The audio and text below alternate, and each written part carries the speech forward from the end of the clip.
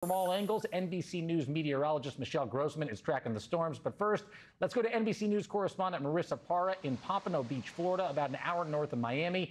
Marissa, you are at a rest stop that I gather is probably very busy today. What can drivers expect?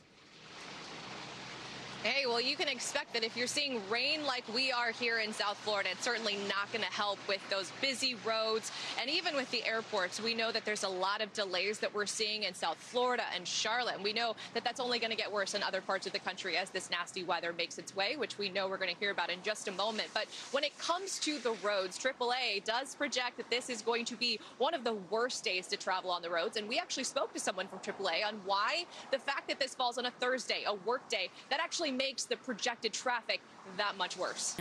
So we have talked about how this is a busy day for road travel. And when we talk about how busy, we're talking. Marissa, is it just this sort of post-pandemic, everybody's getting back out into the world and even greater numbers there than before? Does AAA say there's something else behind sort of the rise in all the travel this year?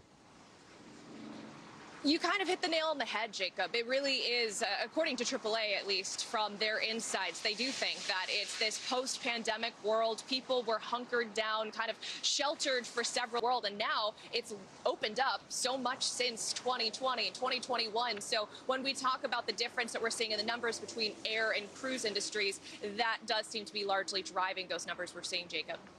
NBC News correspondent Marissa Parra, thanks so much. And everybody, take Marissa's advice. Don't travel right now, especially during the hours of NBC News Daily. You're going to want to watch the entire broadcast. I want to bring in NBC News meteorologist Michelle Grossman.